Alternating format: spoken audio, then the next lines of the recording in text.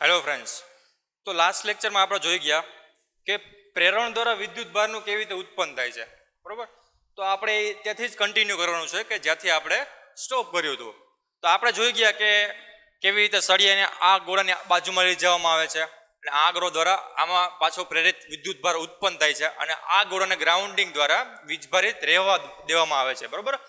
Already હવે આ સુધી ચર્ચા કરી ચૂક્યા છીએ. હવે આપણે તે જોવાનું છે કે હવે આને નજીક લઈ જવામાં આવે. હવે દાખલા તરીકે આ ગોળાને પણ સેમ ઘટના અથવા તો સેમ રીતે આને ચાર્જ કરવામાં આવ્યો, બરોબર. કે આ ગોળાને પણ બાહ્ય સોર્સ દ્વારા પ્રેરિત કરવામાં આવ્યો, ઓલા સળિયા દ્વારા પ્રેરિત કરવામાં આવ્યો માની લ્યો. આમાંથી પણ આનું ગ્રાઉન્ડિંગ કરવામાં આવ્યું અને આનામાં પણ પોઝિટિવ ચાર્જ હતો કે ધન ભાર ઉત્પન્ન કરવામાં આવ્યો, બરોબર. ધન ભારનો સંગ્રહ કરવામાં આવ્યો આવી રીતે માની લ્યો. તો હવે બીજું અવલોકન આના ઉપરથી એવું નક્કી કર્યું કે જ્યારે છે ને આની નજીક લઈ જવામાં આવે ને તો બરોબર, તો બે વચ્ચે અપાકર્ષણ બળ વધુ અનુભવતો હતો. એનો મતલબ એમ કે આ જે સળિયો છે આપણે એક પ્રકાર ફ્લેક્સિબલ સળિયો હતો. ફ્લેક્સિબલ મીન્સ કે સ્પ્રિંગ ટાઈપ કે જે ઇઝીલી આવી રીતે મૂવ કરી શકે, બરોબર. જેમ જેમ નજીક લઈ જાઓ ને એમ એમ આનું ફ્લેક્સિબિલિટીનું કામ વધુ થાય. એટલે આમ ઓલા જે આપણે સુવર્ણ વરખ ઇલેક્ટ્રોસ્કોપમાં જોઈ ગયા કે જે ઓલા જે વરખ હતો એ આવી રીતે આમ વળતો હતો નીચેથી, એવી જ રીતે આ ઉપરથી વળશે. જેમ જેમ દૂર લઈ જવામાં આવે, બરોબર, તેમ તેમ શું થાય કે આ જે સળિયા આવી રીતે હતા એ ધીમે ધીમે સીધા થતા જશે. ક્લિયર? સેમ વસ્તુ એવી રીતે ઓબ્ઝર્વ કરવામાં આવી કે આમાં પોઝિટિવ ચાર્જની જગ્યાએ હવે નેગેટિવ ચાર્જ લઉં, પોઝિટિવ ચાર્જની જગ્યાએ હવે નેગેટિવ ચાર્જ લઉં, બરોબર. તો એમાં શું ઇફેક્ટ જોવા મળે? તો એમાં પણ સેમ ઇફેક્ટ જોવા મળી, પરંતુ વિરુદ્ધ બાજુ ઇફેક્ટ જોવા મળી, બરોબર. અપાકર્ષણ જગ્યાએ આકર્ષણ થયું, જેથી કરીને સ્પ્રિંગ આ બાજુ નહીં, બરોબર. એનો મતલબ જેમ જેમ નજીક આવ્યું એમ એમ વળવાનું કામ વધતું થયું, બરોબર. જેમ જેમ દૂર ગયા તેમ પાછું શું થઈ ગયું, સીધી અવસ્થામાં પાછું પોતે આવતો રહ્યું, બરોબર, પોતાની સ્થિતિસ્થાપક અવસ્થા મુજબ. બીજી વસ્તુ એ કે આ જે ગોળા આપણે સેમ રાખ્યા હતા, બરોબર. હવે આમાંથી કોઈ પણ એક ગોળાનું પરિમાણ વધારવામાં આવ્યું. એનો મતલબ એમ કે આ ગોળો હતો, બરોબર, એને કાઢી નાખ્યો. આની જગ્યાએ કોઈ એક મોટો ગોળો કે જેનું કદ મોટું હોય, જેનું દળ મોટું હોય, બરોબર, એવો રાખવામાં આવ્યો. દાખલા તરીકે આવી રીતે આ સ્ફિયર રાખવામાં આવ્યું, બરોબર ને. તો આવું સ્ફિયર રાખવામાં આવે કે જેનું દળ અને કદ બંને મોટા છે, બરોબર, આવી રીતે.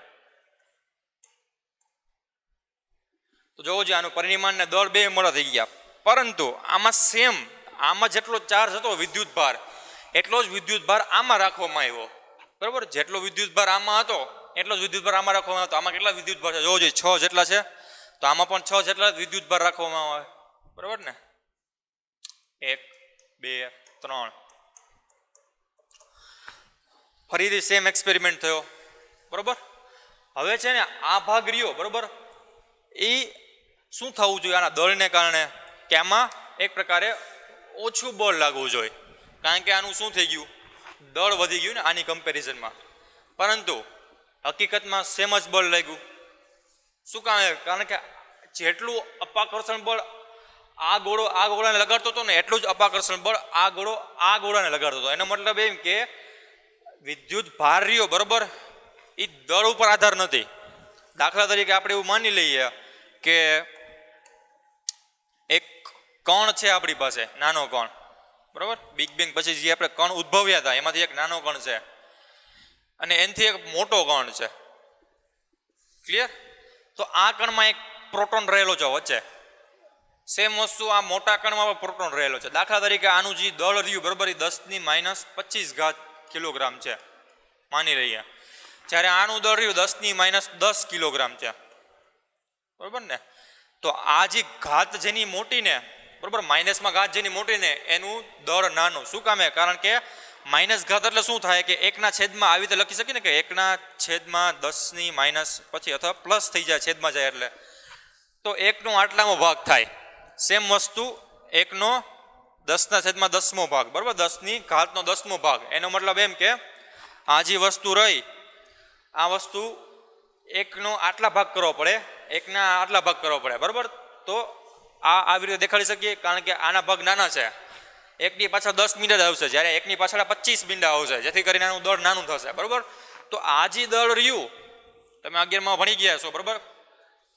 તો આ જે દળ રહ્યું એનું દળ ઓછું છે, આનું દળ વધુ છે, પરંતુ અંદર રહેલા પ્રોટોન તો એક જ છે. તો ગુરુત્વાકર્ષણ બળ અલગ અલગ હોઈ શકે, બરાબર. દાખલા તરીકે આવા બે દળ વચ્ચે ગુરુત્વાકર્ષણ બળ માની લો કે 1 ન્યૂટન હતું, જ્યારે આવા બે દળ વચ્ચેનું ગુરુત્વાકર્ષણ બળ 10 ન્યૂટન થઈ ગયું, કારણ કે ગુરુત્વાકર્ષણ બળ રહ્યું, બરાબર, ગ્રેવિટી એફ જી વડે દેખાડીએ ને, તો is directly પ્રપોઝનલ two there masses, બરાબર. એ પાછું મલ્ટિપ્લિકેશનમાં છે કે ગુણાકારના સમપ્રમાણમાં હોય, કોના કે એના દળના.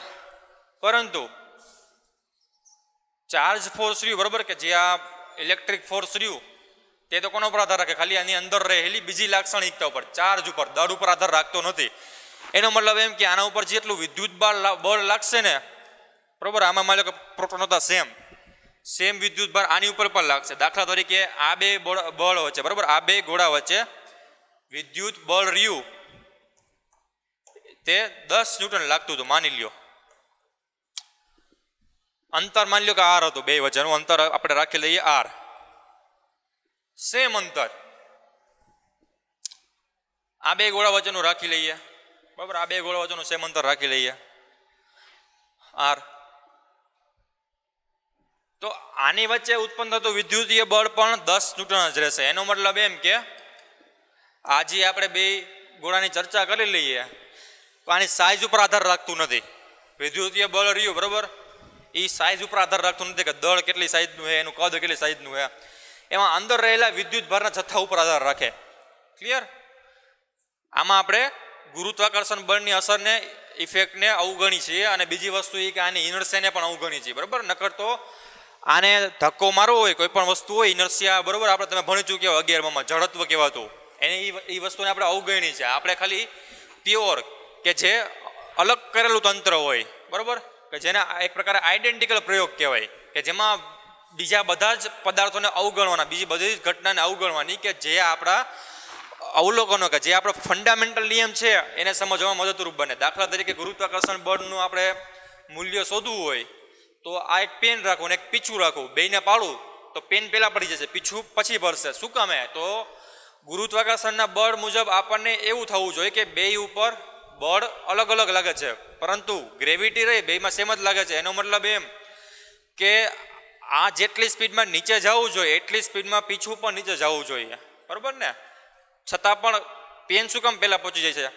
તો એનો અર્થ એવો થયો કે ગુરુત્વાકર્ષણ બળના નિયમમાં કંઈ ખામી નથી, આની અંદર રહેલા કે આપણે જે એક્સપેરિમેન્ટ જે કન્ડિશનમાં કરી છે એમાં ખામી છે. તો આપણી વચ્ચે અહીંયા હવા આવશે ને, હવાના અણુઓ આવશે જે પેનને ઓછા અડચણરૂપ થશે એની ઝડત્વને કારણે, જ્યારે પીછાને વધુ અડચણરૂપ થશે કારણ કે પીછું હળવું છે, અને પીછા માટે માની લો કે એક પ્રકારે એનું ડાયમેન્શન વધુ હોય, ફ્લેટ હોય, બરાબર, ઘણી બધી કન્ડિશન હોય. તો આપણે જો હવાને કાઢી નાખીએ પછી એક્સપેરિમેન્ટ કરીએ તો શું થશે? તો બે સમાન વ્યક્તિ અને સમાન રીતે નીચે પડશે, સમાન સમયમાં નીચે પડશે. તો એનો મતલબ શું કે જો આપણે કોઈ પણ નિયમો રહ્યા, બરાબર, એને બેઝિક નિયમ ખબર પાડવી હોય અથવા બેઝિક નિયમ વિશે ચર્ચા કરવી હોય, એને ફાઇન્ડ કરવો હોય, તો બાકી બધી જ વસ્તુને આપણે અવગણવી પડે. સેમ વસ્તુ આપણે અહીંયા કરી છીએ, બરાબર ને, કે આ બધું ઇનર્શિયા અને ગુરુત્વાકર્ષણ બળ ને બધી વચ્ચે હવાનો અવરોધ બધું અવગણી છે, આઈડેન્ટિકલ છે, વચ્ચે કાંઈ છે જ નહીં ચાર્જ અને દ્રવ્ય સિવાય. ક્લિયર? તો હવે આ વસ્તુ થઈ. બીજી વસ્તુ શું નોટિસ કરી આના ઉપરથી કે બે જેમ જેમ નજીક આવે તેમ તેમ આકર્ષણ બળ, અપાકર્ષણ બળ વધે છે, જેમ જેમ દૂર જાય એમ એમ સ્થિર થતું હોય છે, બરાબર. તો આ એક ઘટના થઈ. તો આ હતો વિદ્યુત ભારનું પ્રેરણનો પ્રયોગ અને તેની થોડીક એક્સ્ટ્રા લાક્ષણિકતા, બરાબર. તો બીજી વસ્તુ આના પર શું સાબિત થાય કે આપણે વિદ્યુત ભાર ધરાવતા પદાર્થોના સંપર્ક સિવાય, વિદ્યુત ભાર પદાર્થોના સંપર્ક સિવાય આને આપણે વાયરલેસ દ્વારા, એક પ્રકારે વાયરલેસ ટેકનોલોજી આવી ને, વિધાઉટ એની ટચ વિદ્યુત ભાર આપણે ઉત્પન્ન કરી ચૂક્યા. કેની મદદથી? તો કે ગ્રાઉન્ડિંગની મદદથી, બરાબર ને. તો આ થઈ ગયું વિદ્યુત ભારનું પ્રેરણ, બરાબર, કે જે પ્રેરિત વિદ્યુત ભાર દ્વારા આપણે એનું ઉત્પન્ન કરી શકીએ છીએ નવા વિદ્યુત ભાર બનાવવા માટે, અથવા તો નવા પદાર્થમાં વિદ્યુત ભારનું ઉત્પન્ન થવાનું કારણ શું હતું? પેલા વિદ્યુત ભારિત પદાર્થોનું આને પ્રેરિત થવું અથવા તો પ્રેરિત કરવું, બરાબર. એનો મતલબ આખો જ હતો કે પ્રેરણ વિદ્યુત ભાર, અથવા તો ઇંગ્લિશમાં કહેવાય ઇન્ડક્શન. હવે આપણે જોવાની છે કે વિદ્યુત ભારના ગુણાત્મક અથવા બરાબર અથવા તો માત્રાત્મક ગુણધર્મો. તો એક પ્રકારે આપણે થિયોરિટિકલ પોર્શન કમ્પ્લીટ થઈ ગયો બરાબર, કે થિયોરીની બધી જ વેલ્યુ હતી કે વિદ્યુત ભાર એટલે શું, વિદ્યુત ભાર કેવી રીતે ઓળખાયો, વિદ્યુત ભાર કેવી રીતે જાણવા મળ્યો, વિદ્યુત ભાર કેટલા પ્રકારના છે એને આપણે ધ્રુવીયતા કીધી, પોલારિટી કીધી બરાબર, અને વિદ્યુત ભાર જ્યારે નજીક આવે દૂર જાય છે તો શું એકબીજા ઉપર પ્રભાવ પાડે છે એ વસ્તુ જોઈ ગયા આપણે. પરંતુ આપણે હવે મોડેલિંગ કરવાનું છે કે જે ધોરણ 11માંનો પહેલો ચેપ્ટરમાં આપણે ભણી ગયા બરાબર. તેમાં 3 વિષય મુખ્યત્વે હતા. પેલો શું હતો કે પૂર્વાનુમાન, પૂર્વાનુમાન બરાબર. પેલો વિષય શું હતો? પૂર્વાનુમાન બરાબર, કે જે આપણે કહી ચૂક્યા છીએ કે જ્યારે 600-700 વર્ષ પહેલાં ગ્રીક લોકોએ એમ્બરમાંથી જે ઇલેક્ટ્રોન નામ પાડ્યું તો એક પ્રકાર પૂર્વાનુમાન હતું કે આમાં કંઈક વસ્તુ હોવી જોઈએ દ્રવ્યની સાથે બરાબર. પછી આપણે અત્યારની વાત કરીએ મોડર્ન ફિઝિક્સમાં બરાબર, તો મોડર્ન ફિઝિક્સમાં આપણે જોયું કે બિગ બેંગ પછી નવા કણો ઉત્પન્ન થયા તો નવા કણોને સાચવવા માટે કંઈક બળ હોવું જોઈએ, મૂળભૂત બળ. તો એ એક પ્રકારનું પૂર્વાનુમાન હતું ને, જ્યાં સુધી પ્રેક્ટિકલ અપ્રોચ ન થાય, પ્રેક્ટિકલ સાચું ન પડે, એક્સપેરિમેન્ટ સાચા ન પડે ત્યાં સુધી આપણો નિયમ ખોટો ગણાય. તો પૂર્વાનુમાન થઈ ગયું, એનો એક્સપેરિમેન્ટ પણ થઈ ગયો, સાચો થઈ ગયો બરાબર. એનો મતલબ એમ કે આપણો જે પૂર્વાનુમાન રહ્યું સાચો થઈ ગયો. બીજી વસ્તુ શું આવી કે સ્વયં સિદ્ધ હોય એવા સિદ્ધાંતો, તો એમાં આમાં કંઈ જરૂર નથી. ત્રીજી વસ્તુ શું હતી? મોડેલિંગની. મોડેલિંગ એટલે ગાણિતીય રજૂઆત. તો આ વસ્તુને આપણે હવે ગાણિતીય રજૂઆત કેવી રીતે કરી શકીએ એનું આપણે હવે ડિસ્કસ કરીશું બરાબર. તો એની પહેલાં હવે સમજતા પહેલાં આની વેલ્યુ નક્કી કરી લઈએ. કાંઈ પણ આની કોઈ પણ વસ્તુ તમારે સમજવી હોય તો એને યુનિટ્સ ખબર હોવી જોઈએ ને, કે એને કોની સાપેક્ષમાં કેટલું માપવું. તો યુનિટ્સ કેના માટે હોય? કે બે વસ્તુને કમ્પેર કરવા માટે હોય બરાબર. તો આ જે ચાર્જ એવો ચાર્જ બરાબર કે જે તો ચાર્જ ક્યાંય કોઈ પણ જગ્યાએ તમે જોવા મળે તો તેને કાંઈક એનો જથ્થો જોવા મળે છે, કેટલો જોવા મળે છે એનું પ્રમાણ નક્કી કરવા માટે યુનિટની જરૂર પડે, યુનિટ વ્યાખ્યા થયો બરાબર. તો આને એક યુનિટની જરૂર પડે. બીજી વસ્તુ એ કે આ કેટલા પ્રમાણમાં જોવા મળે છે અને કેવી રીતે જોવા મળે છે બરાબર, એનો આપણે અભ્યાસ કરીશું. તો એમાં પહેલો પોઈન્ટ છે કે ચાર્જનો હંમેશા સરવાળો થાય બરાબર, આનો હંમેશા સરવાળો થાય બરાબર. આનો પહેલો પોઈન્ટ છે, ચાર્જનો હંમેશા સરવાળો થાય. ક્લિયર? ગુજરાતીમાં કહી તો એક પ્રકારે એડિશન બરાબર, એને કોઈ એડિટિવ પ્રોપર્ટી ઇંગ્લિશમાં કહી તો શું કહેવાય? પહેલી પ્રોપર્ટી કઈ છે? એડિશન બરાબર.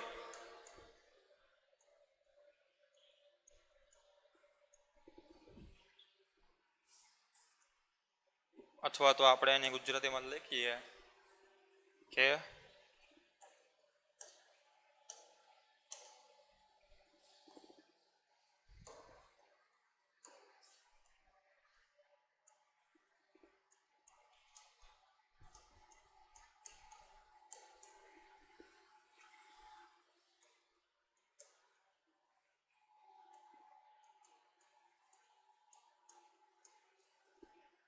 બરાબર ને, વિદ્યુત ભારોનો સરવાળો અથવા તો એડિટિવ પ્રોપર્ટી.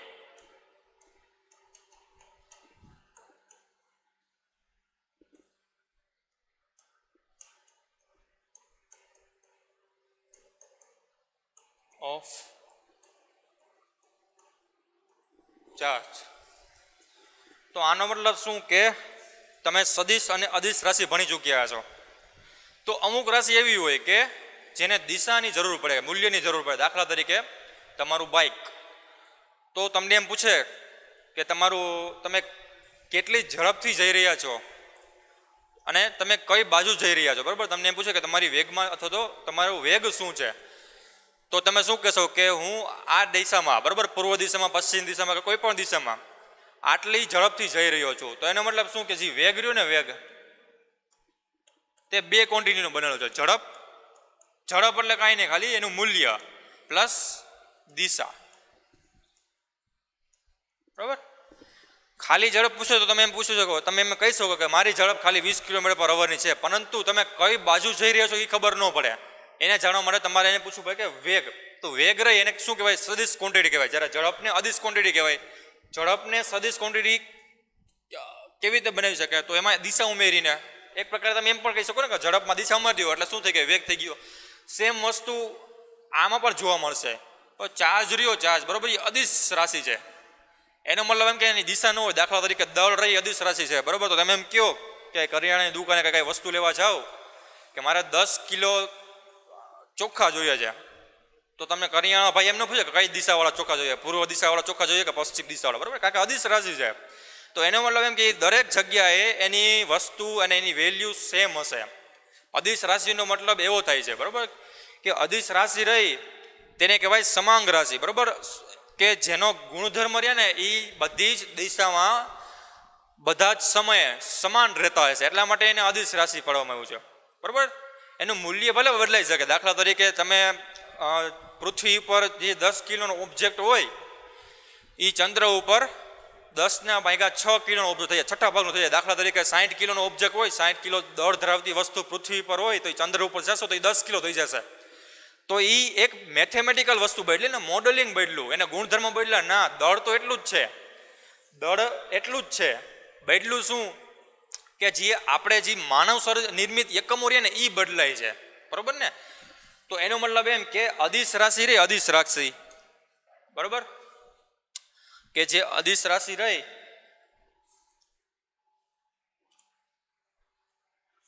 તો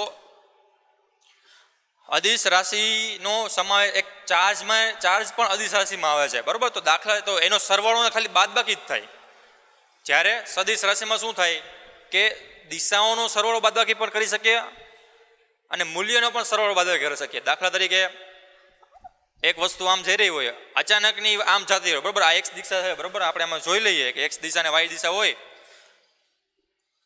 તો આ એક્સ ડાયરેક્શન હતી, આ વાય ડાયરેક્શન હતી. પદાર્થ સિમ્પલી આ દિશામાં જતો હતો, બરોબર, આ દિશામાં પદાર્થ સિમ્પલી ગતિ કરતો હતો, અચાનકનો આવી રીતે થઈ ગયો. એનો મતલબ એમ કે પહેલા એક્સ દિશામાં જતો હતો, હવે એક્સ વાય બે દિશામાં જાય છે ને, તો હવે આનું મૂલ્ય શોધવું હોય, બરોબર, તો મારે બે દિશાની જરૂર પડે, એક્સ અને વાય બે દિશાની જરૂર પડે. જ્યારે પહેલાં હતું મારે ખાલી એક્સ દિશાની જરૂર પડે. ક્લિયર?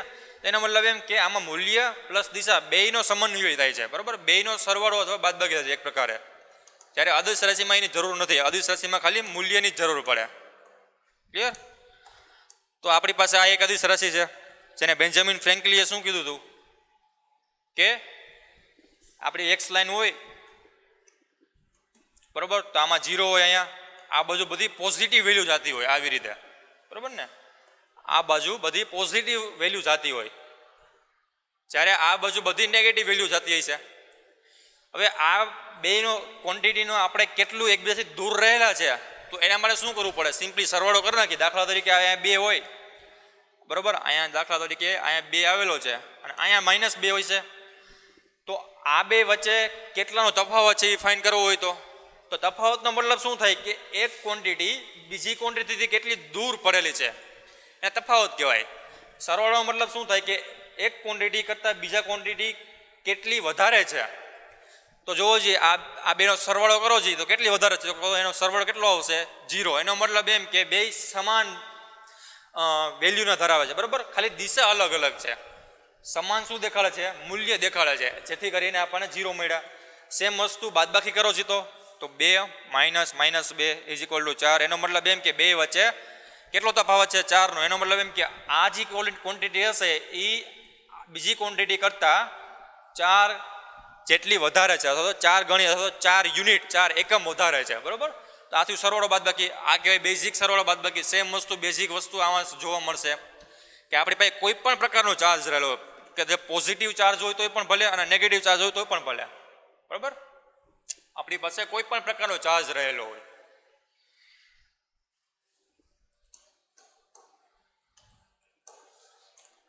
તો માની લો કે આપણી પાસે થોડોક 5 જેટલો +5 ધન વીજભાર રહેલો છે. ધન વીજભારને આગળ આપણે પ્લસ ગણીએ કે ન ગણીએ હાલે, બરાબર. દાખલા તરીકે આવું ગણો તો આને ધન વીજભાર જ કહેવાય. એવી જ રીતે -10, તો માઇનસ આગળ એવું તો એનો મતલબ શું થાય કે આમાં ઋણ વીજભાર રહેલો હોવો જોઈએ, બરાબર. આ બેનો સરવાળો કરશું તો મળશે શું? -5, બરાબર. તો એનો મતલબ એમ કે આપણી પાસે જે ઓવરઓલ ચાર્જ રહ્યો ને, માની લ્યો કે આ દાખલા તરીકે આપણે ઓવરઓલ મીન્સ કે આ એક સ્ફિયર હતું આપણી પાસે, બરાબર, એક સ્ફિયર હતું, એમાં બધે પ્રોટોન હતા, 5 પ્રોટોન હતા, 1 2 3 4 5, બરાબર.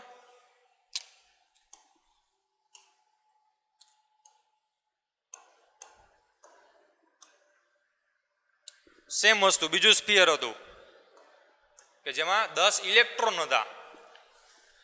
આ બેને ભેગા કરવામાં આવે, બરાબર, બાજુમાં લઈ જવામાં આવે તો હવે નવો કેટલો ચાર્જ રહેશે એ શોધવો હોય તો બેનો સરવાળો કરવો પડે ને, કારણ કે આપણે જોઈ ગયા કે અમુક ઇલેક્ટ્રોનનું ટ્રાન્સફર થાય, અમુક ઇલેક્ટ્રોન સમતોલન સ્થિતિમાં આવી જાય, પછી ન થાય. તો 5 પ્રોટોન રહ્યા, આ બધા 5 પ્રોટોન રહ્યા એ આના 5 ઇલેક્ટ્રોનને તો ખેંચશે મિનિમમ, જેથી કરીને જેવા ઇલેક્ટ્રોન ખેંચા જશે તો આ તટસ્થ થઈ ગયો કે નહીં? ક્લિયર? જેવો આ કન્ડિશન આવી જાય ને ત્યાંથી આપણે અટકી જવાનું છે. તો આ તટસ્થ થઈ ગયો. આની પાસે ચાર્જ કેટલો રહ્યો હવે જોવો જી, -5. પછી આ ગોળાને મેં દૂર જવા દીધો તો જોવો જી આ સરવાળો થઈ ગયો કે નહીં બે ચાર્જનો, બરાબર. તો આપણી પાસે પહેલા કેટલા હતા? 5. આમાં કેટલા હતા? પહેલા -10. સ્પર્શ કરાવ્યો પછી કેટલા રહ્યા? -5. એનો મતલબ એમ કે આ બે ક્વોન્ટિટીનો સરવાળો થવો જોઈએ. સેમ વસ્તુ પોઝિટિવમાં પણ કરી શકો. માની લો કે આમાં પોઝિટિવ +5 છે, આમાં પોઝિટિવ +5 છે, બેને નજીક લઈ આવવામાં આવ્યા, બરાબર. ધન વીજભાર છે બેમાં ધન વીજભાર હોવાથી બેનો સંપર્ક કરવામાં આવ્યો. ક્લિયર ને?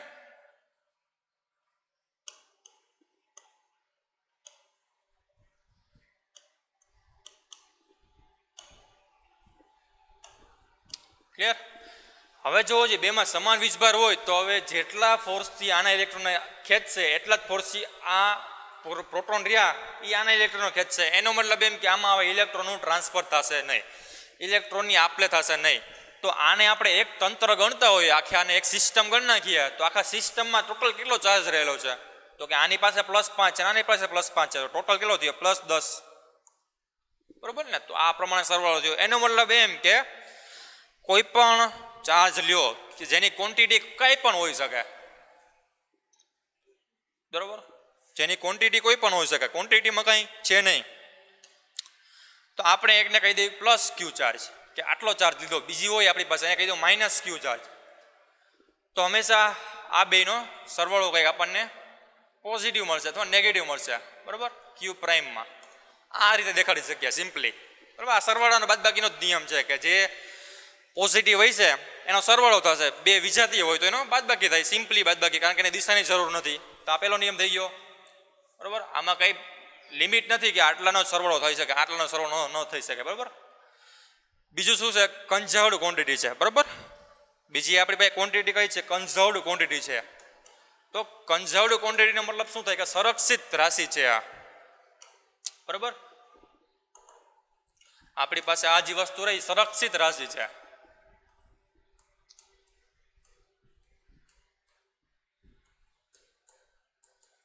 સંરક્ષિત રાશિનો મતલબ શું થાય? કે ઉત્પન્ન ન થઈ શકે અને ડિસ્ટ્રોય પણ ન થઈ શકે, એક પ્રકારે ચેન્જ થઈ શકે.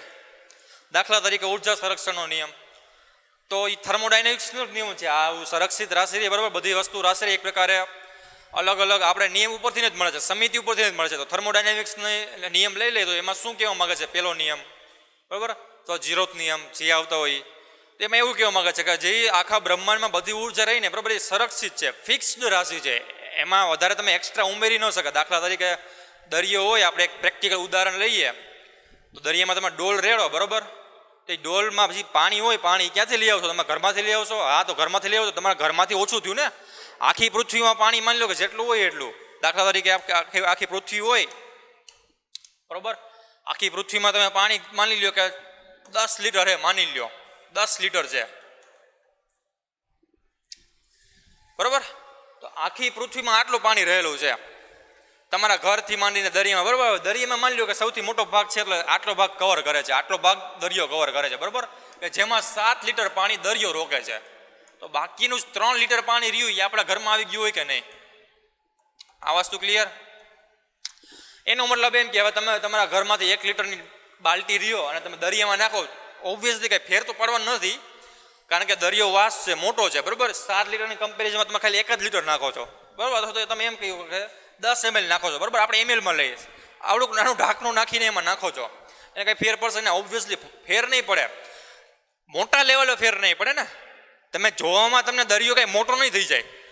જ્યારે તેને મેક્રોસ્કોપિકથી જોવામાં આવે, જ્યારે તે દરિયાને નાના લેવલમાં જોવામાં આવે, કે દાખલા તરીકે કોઈ સર્વેક્ષણ કરવામાં આવે કે દરિયામાં લેવલ કેટલી સપાટી વધે છે કે ઘટે છે, એનું ઓબ્ઝર્વેશન માઇક્રો લેવલમાં કરવામાં આવે ને, લિમિટ લંબાઈના અમુક 6 કે 10⁷ ભાગમાં, એટલે કે માઇક્રો લેવલ, બરાબર, 10⁶ 7મો ભાગ એક પ્રકારે માની લો, 1 મીટરનો 10⁶ કે 7મો ભાગ, 1,00,000મો ભાગ માઇક્રો લેવલમાં કરવામાં આવે, ત્યારે આ વસ્તુ આપણે જરૂર પડે. આને અવગણી શકતા હોય. દાખલા તરીકે કોઈ પણ મોટી વસ્તુમાં ચેન્જ થતો હોય, પણ જે આપણા માટે અવગણીય હોય તેને અવગણી નાખી, બરાબર ને. સેમ વસ્તુ થઈ કે આપણે જે વસ્તુ લેવા જાય, માની લ્યો તો એ 100-200 ગ્રામ કોઈ પણ કરિયાણાવાળો હોય, એ કાંઈ 10-20 ગ્રામનો ફેર હોય તો એના માટે અવગણીય હોય તો એ તમને દઈ દે. પણ તો મોટા જથ્થામાં હોય તો, દાખલા તરીકે તમે 1 કિલો ખાંડ લેવા ગયા, બરાબર, 1 કિલો ખાંડનો ભાવ 70 રૂપિયા હતો માની લ્યો, તો એ 70 રૂપિયામાં એ 10-20 ગ્રામ વધુ ઓછું કરી નાખે. માની લો કે વધુ જ દે, ઓછું તો ન દે, કારણ કે આપણું ઓબ્ઝર્વેશન હોય, બરાબર ને. તો વધારે દઈ દીધી તો એને 70 રૂપિયામાં અમુક પૈસાનો ફેર પડે, તો એના માટે અવગણ્ય હોય.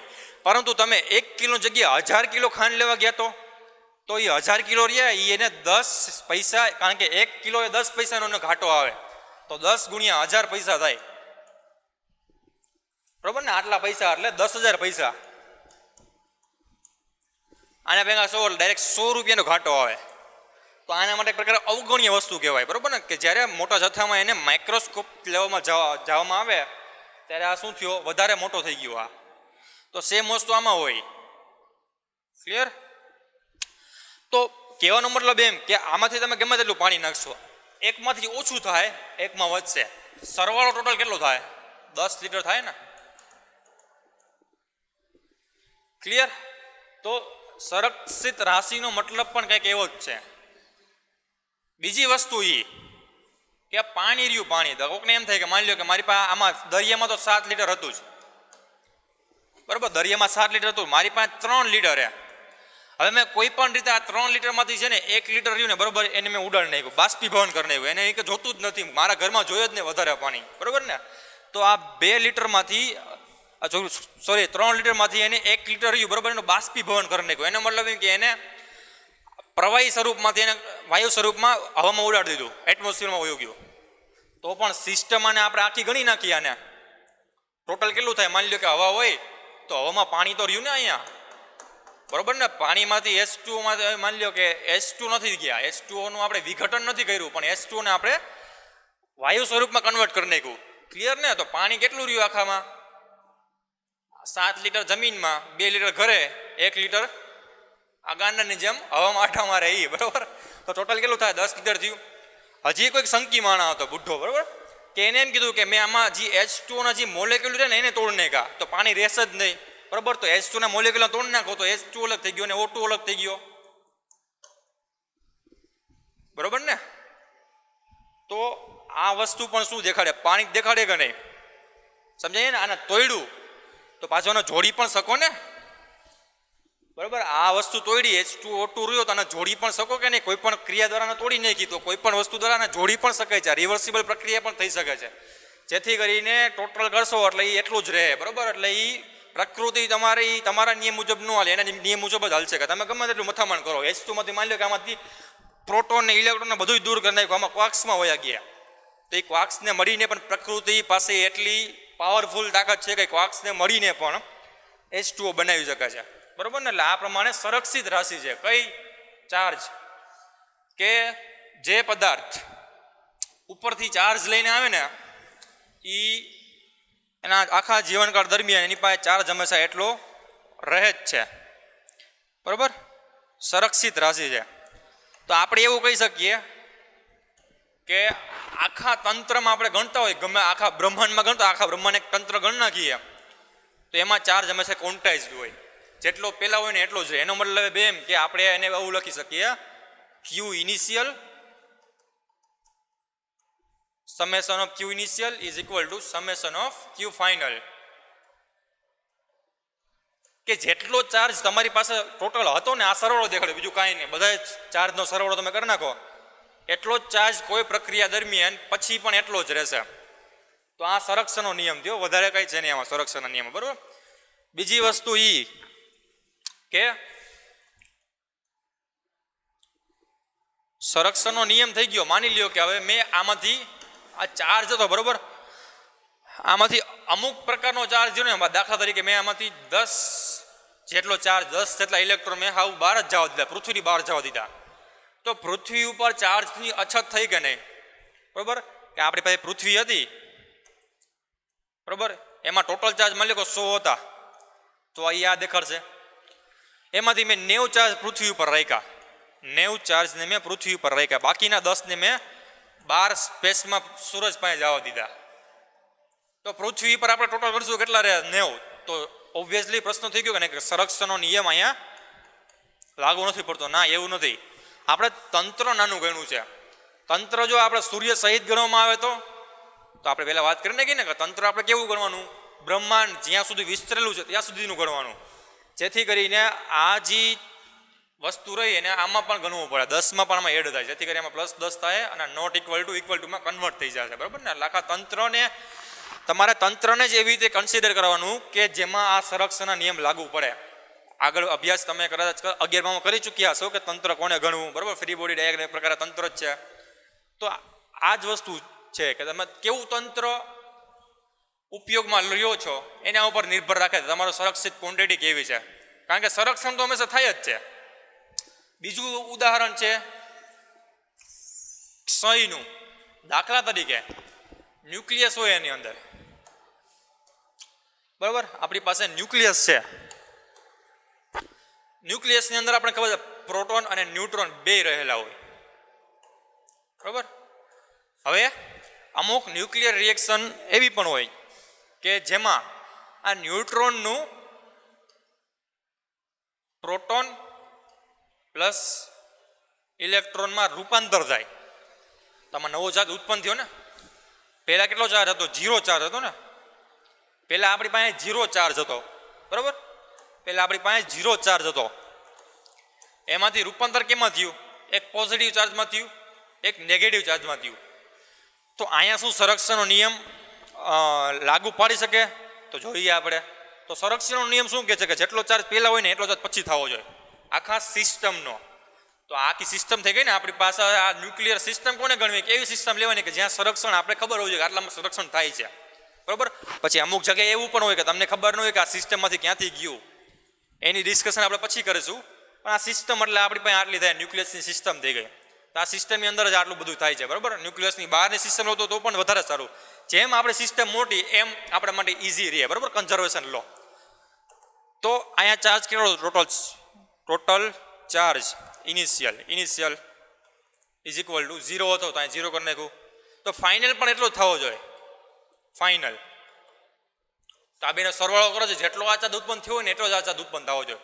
તો આ ફાઇનલ કેટલો થઈ ગયો? 0 થઈ ગયો. એનો મતલબ એમ કે ઉર્જા સંરક્ષણનો નિયમ આમાં પણ લાગુ પડે છે. ભલે નવી જોડ બને છે પણ એવી જ રીતે બનશે કે જેથી કરીને એની પાસે જે પહેલા ચાર્જ હતો ને એટલો જ ચાર્જ પછી રહે. બરાબર, દાખલા તરીકે બીજું એક્ઝામ્પલ લઈ લીધા. પ્રોટોન રહ્યો, પ્રોટોન એને P વાળા દેખાડીએ આપણે. બરાબર, તો પ્રોટોનનું પણ બીજા આકારમાં રૂપાંતર થાય છે.